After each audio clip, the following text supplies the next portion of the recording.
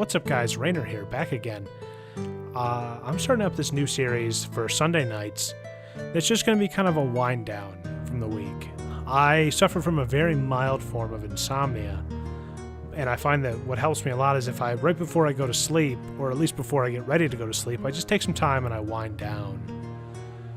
Just very, very mellow, listen to some either relaxing music or just a very chill YouTube show. And a lot of times I just lay in bed with my eyes closed and just listen to what's happening. It's very relaxing, very therapeutic for me, because insomnia is kind of a bitch. So I'm going to make this series with the purpose of having that in mind. This is kind of a series where we're going to get to know each other as, subscribers to YouTuber,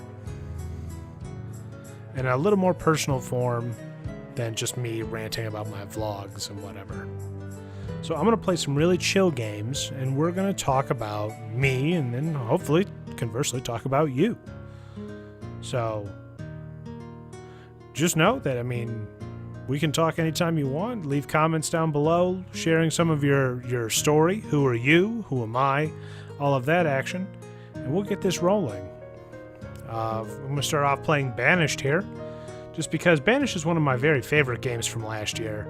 It's very relaxing, very chill, and I think it fits the mood of this game, or the mood of this video very well. So I'm going to play this occasionally. We're just going to start a new town here. It's going to be called Chillville. I'm going to put an E on the end of it, just to emphasize how chilly we are. Going to shut off disasters, because we don't need that stress in our day. We're just here mellow. It's mellow and relaxed. So let's rock and roll. While this is loading up, let me just say that if I'd like you guys to leave comments letting me know who you are, and we can get to know each other a little better. If you don't feel comfortable sharing your life in the comments below, by all means, send me a private message. I don't judge. It's fine. This is a safe place. If you don't want to talk to the trolls and just want to talk to me, send me a private message here on YouTube. I do not care. So I'm going to have my minions here come out and start gathering up resources while I get the HUD set up here, so I can at least know what's going on.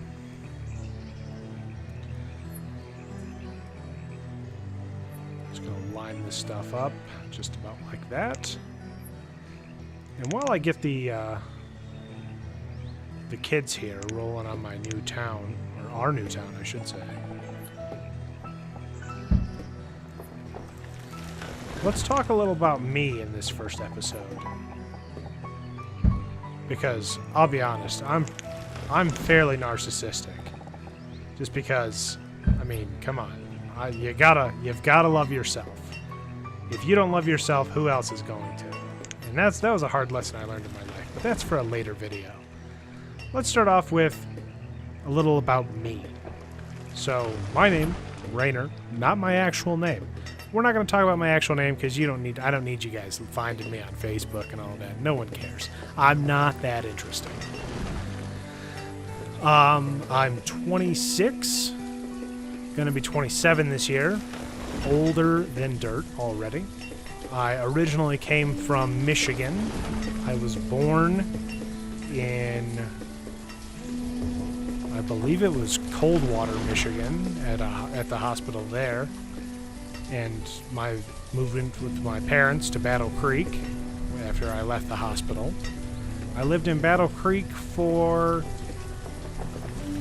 14 years, I want to say, something like that, 13 or 14. I was a freshman in high school when I moved for the first time, but that's further on down the line. We lived out in the country for the most part. Didn't live particularly close to anything. I still remember Stone Jug Road was the road that the house was on. I don't live there now, so I feel comfortable telling you that. You can by all means go out there and have a look and see where I grew up. I've always lived in kind of a rural setting, with the exception of my current life. due to the fact that my parents have horses that they've had for, I think, the oldest one that we still have is 29, so he's older than me, and we've had those horses my entire life. And back when they were younger horses, we used to ride them, and it was always important that we had land so that they could be on the land to graze and basically, just enjoy their lives. They were never anything special. They weren't, race horses or anything like that. They were just pets. They're big dogs. So we lived out on Stone Jug. I went to my kindergarten. I went to Valley View Elementary School for kindergarten. Kindergarten, I do not remember who my kindergarten teacher was. My mom could tell you. I cannot. The only reason I don't remember who my kindergarten teacher was is because I was not a horrible child in kindergarten. Through the rest of school, I was probably the worst child that's ever existed. Teacher's nightmares. My first grade teacher, Mrs. Laughlin, I remember this very well because it was the first time that we went to... It was the first time that my mom got called to the school was in first grade. Me and a bunch of the other kids were... I don't know how we got the idea in our heads, or even who suggested it, but me and a bunch of the other kids, and a bunch, I mean like 2 or 3 of them, got it into our heads that we were going to... It was arts and crafts time. We were going to unscrew the lids of these jars of something. I do not remember what something was, and we were going to pee in them. Once again, I don't know why this came along as part of our plan. We were in first grade. It's weird to talk about it, but I remember the one kid. His name was Ian. Got it in his. He got his all the way done. I didn't make it all the way through because I couldn't get the lid unscrewed. And the last kid chickened out, or we got caught beforehand. I shouldn't say he chickened out. That's not fair to him. He was probably just a daring rogue, like the rest of us. And my mom got called to the school to deal with the problem, or to discipline me or pick me up, or whatever reason the teacher called. And her and Mrs. Laughlin eventually became friends. And by eventually, I mean very, very quickly. They were very quickly becoming friends because I was such a horrible child there at the beginning. And for the most part, that didn't happen anymore after that, especially in first grade. I'm sure that my mom could tell you other horrifying stories, but she fortunately doesn't have any social media, so you can't harass her about the other things I've done as a child that were less than savory. The second grade, I believe my second grade teacher was Mrs. Macon. Mrs. Macon was... I don't have a very fond memory of Mrs. Macon because she was a very harsh teacher. Our school that we went to at Valley View was in kind of an urban neighborhood. Wasn't the best school that's ever been. I wouldn't recommend it to most people because it was not an excellent environment. The teachers were great, the school not so much. Second grade, I don't remember having any real incidents with the staff or anything like that. My mom probably once again would disagree with you as to the horrible nature of myself. Third grade moved on to Mrs. Folkert. Mrs. Folkert was a great teacher, just because I got along with her, which is a rare enough feat for me. And third grade is really when I started to enjoy school, going to school and being a part of school. I had fun there. This is important to state for the story because this changes later on. Because school became boring later. And I enjoyed school in 3rd grade. And after 3rd grade, we moved across the street to Springfield Middle School. Still there. That place is, forever shall remain a shithole. It was such a terrible place to be. And where Valley View made up for its shortcomings with just charm, it was a charming place to be. Springfield was just this cesspit. I hated Springfield with the passion that I cannot fully state in these videos. It was so intense. There was such a burning hatred of that particular school. So my 4th grade teacher, Mrs. DeFields, was probably the best teacher I ever had. Once again, my mom made friends with her very quickly, probably because I was a horrible child and I don't remember it. And I made it through 4th grade without much incidents. I don't think I ever got suspended. But I like to play pranks. Was the thing I liked to do.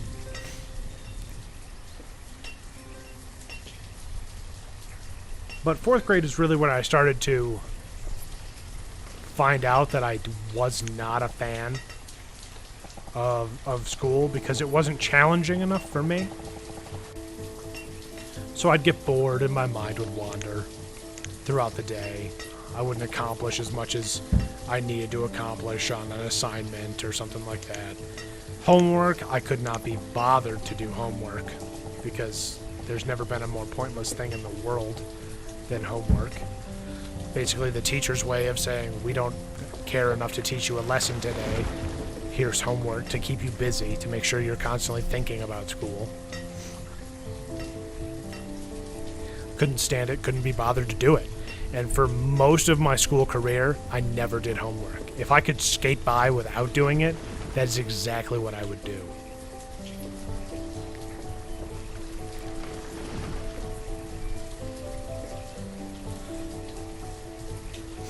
So I made it through 4th grade, finally realizing that I would get bored while attending school.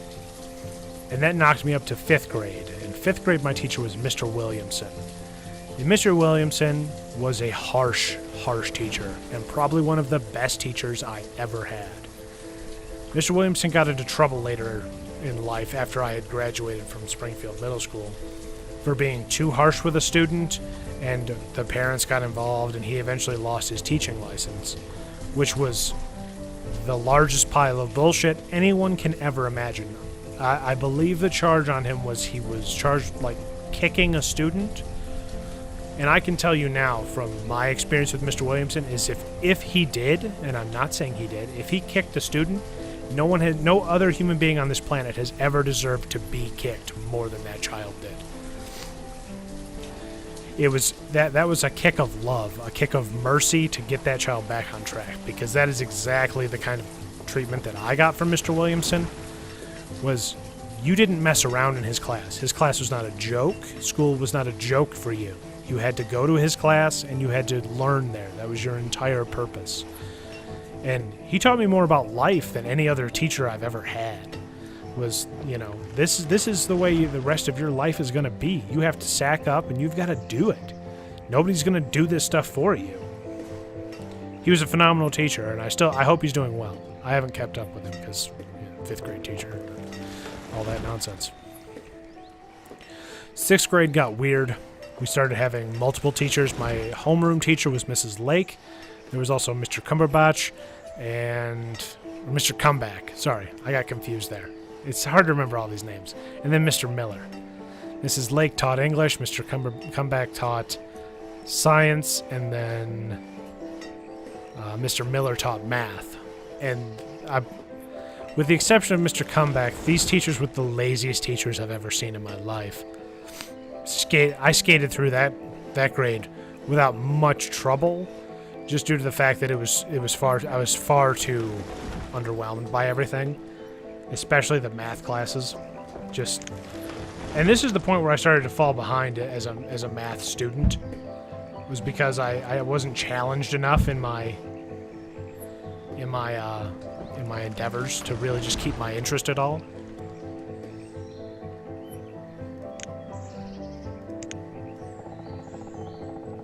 So I started to fall behind, and that's nothing that you ever want to do as a student, because while math may not be important to your daily life, because let me tell you, if back when I took geometry, I could have told you any number of theorems and anything like that to get through the day, because I was very good at geometry. But unless you are a physicist, you don't need any of that nonsense going on right now. Calculus, pre-calculus, advanced algebra. If you aren't going into a math field, you aren't going to need any of that nonsense going into your life. So where was I? 6th grade, right. Passed through 6th grade without much trouble. Still keeping my loner attitude going. Because, once again, people just suck. I've been let down so many times in my life that I just don't even... it's almost to the point that I have trust issues. Anyway, my personal disorders aside, moving on to 7th grade. Because 7th grade was a life-changing year for me. Now, I can't tell you the first time that I met Simon. Because... I mean, we might have met beforehand, but he didn't have a big impact on me before this time.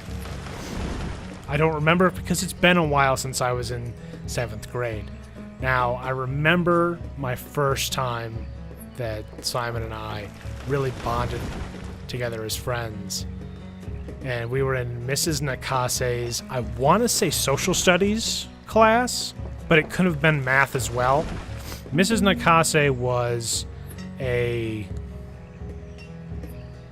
don't want to say like foreign exchange teacher, but I feel like that's the best way to describe it.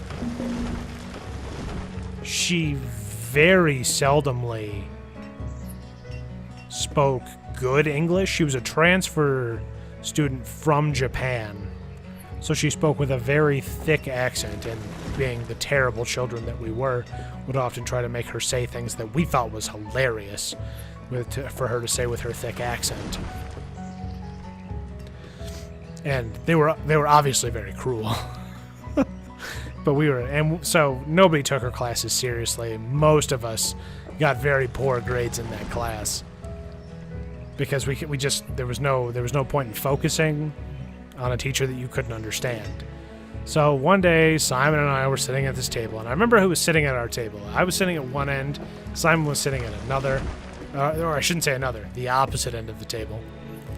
Brianna was sitting to my right, Simon's left, and April was sitting to Simon's right, my left. And we kept making jokes, probably for a solid 30 minutes. And it got to the point that Simon kept doing this stupid thing. I wish you could see my face, because I remember exactly what it was, because I kept staring at him while he was doing it. And it would just crack me up so hard every single time that he did it.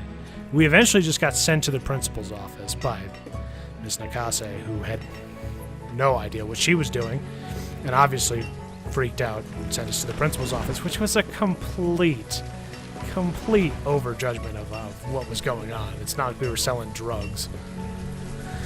We were disrupting her class, but no more than she was.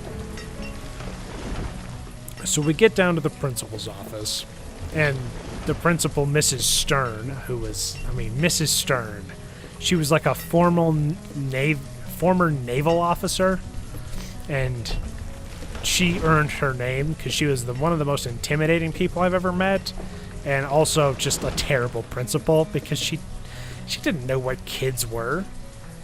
This was a woman that, she would probably just as soon slap you across the face than take any other disciplinary actions. So we get sent down to her office, and she calls our parents. And I'm just like, whatever. Can't even be bothered with this. This is bullshit, and I shouldn't be here. And so they call my mom, and she's just like, come get your son or some such nonsense. I don't remember. The main thing here is that Simon was freaking out so hard because this was the first time he'd ever gotten in real trouble at school. This is how bad of an influence I was. This is the first time that his parents had ever been called. And I'm gonna guess we were in her math class because Simon was freaking out because his dad is a math teacher. And I've never seen an individual freak out so much over a phone call, but he was losing it. It was almost to the point that I had to like comfort him. Like I felt bad, but I was like, get tough, bud. This is part of life. So his parents are called, and his parents meet my parents, and it's all a very fun time. And that started off Simon and I's whirlwind relationship that has lasted, God, something like 10 years? I don't know. I don't know how old I was in 7th grade, but somebody can do the math. I'm 26 now. So you can do the math there. We've been friends a very long time. And through this association of Simon, I think I've become friends with his entire family. I mean, I think we're all close enough that we would call each other friends. And they're all subscribers, so you can talk to them down in the comments below and verify this entire story. So 7th grade was the year my life changed with the addition of Simon into it. We've stayed friends for a very long time, and we used to play Super Smash Brothers all the time. It was just basically he kind of helped. I was already into video games, but he really pushed the video games in front of me, and it was great. Anyway, that was 7th grade. Now, 8th grade was another landmark year for me. Because once again, we had Mrs. Nakase, and you'll never guess what happened in her class this time. We were in her math class again, dicking around, because that's what you do when you aren't gaining anything from the lessons. So we're just out there dicking around, doing our normal thing, and this other kid, I'm not going to mention his name because it's embarrassing for him, like picks a fight with me, and I'm not really sure why he's decided to do this. What motivated him to come and try to fight me? Because I'm a big guy.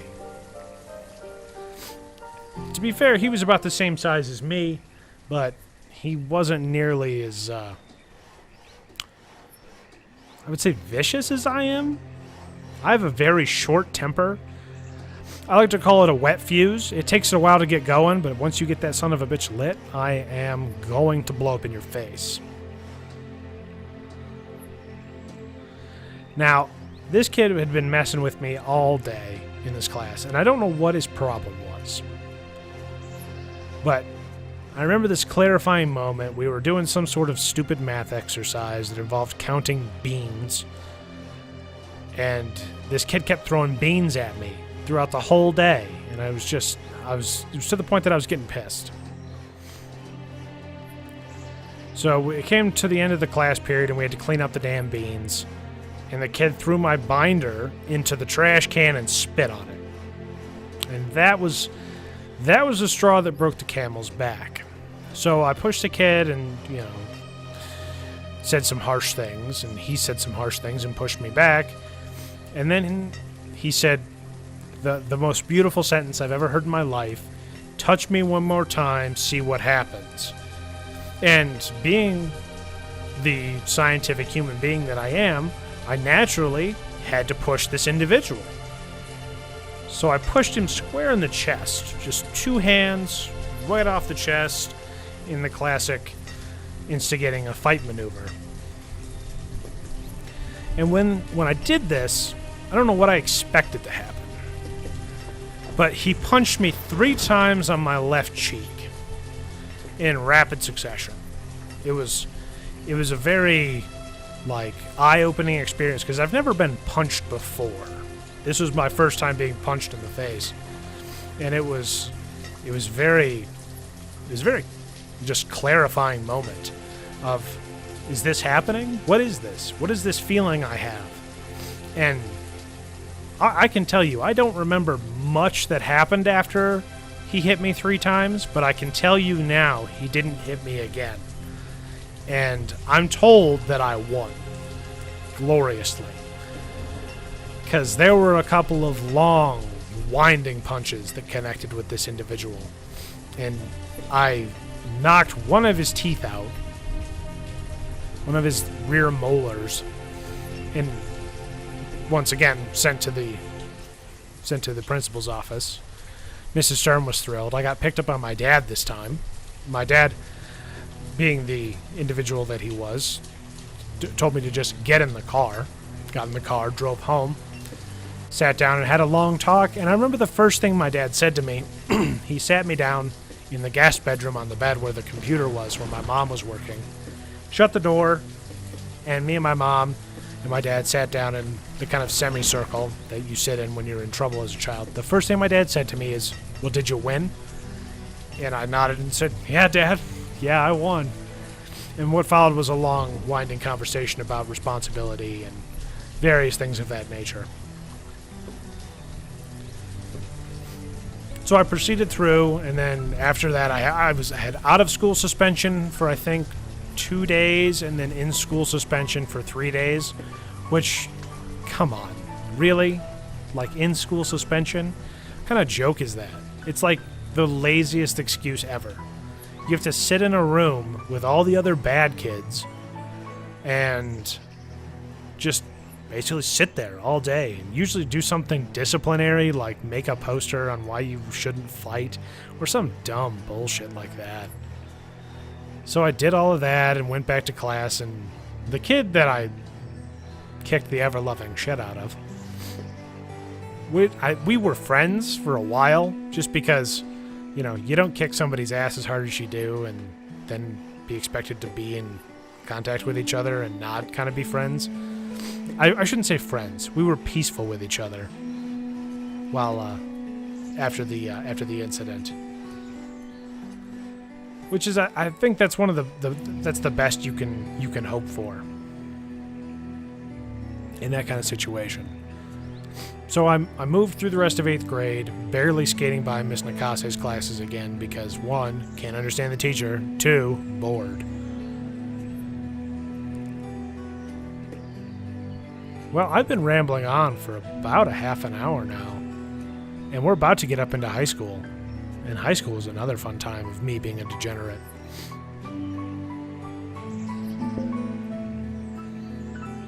I think I'll end this particular thing with another story leading up to high school. In the 8th grade in the Battle Creek Public School System, there's a place called the Math and Science Center.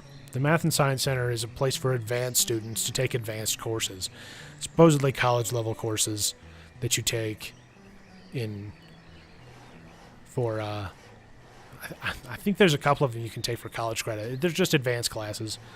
And I took the test to get into the Math and Science Center because I think the test is free, but you have to score particularly high and be accepted into the Math and Science Center to go there. So I took the test.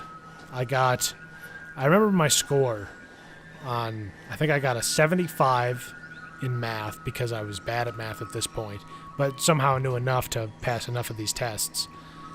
I then got, I think, an 85 in the English portion of it, and then the far more important part is I got a 99 on my science portion of the test because I have a very analytical and logical mind that makes for science problems to be easy for me.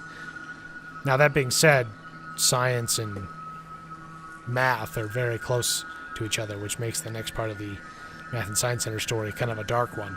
But that's a story for another time, as we've approached our 30-minute mark, where I'm going to stop these videos and move on. So let's do a quick wrap-up of what we've accomplished here. So I've got, here in my town, we've cleared some area for resources. We've got some people that are hungry, naturally. And we've built 5 houses for them. We've got a farm started. We've got our woodcutter wood cutting. I've extended the stockpile. We've got a forester in place who is apparently just not going to work. That's fine. He can do whatever he wants. And then we're just kind of gradually moving on. I also covered the stories of my life between my birth and 8th grade. So, by all means, let me know what. Let me know a little bit about you guys, and we'll continue this this saga on the next episode. Probably next Sunday. I think will be when we'll do this next. Anyway, guys, this has been Raynor. I'll see you next time.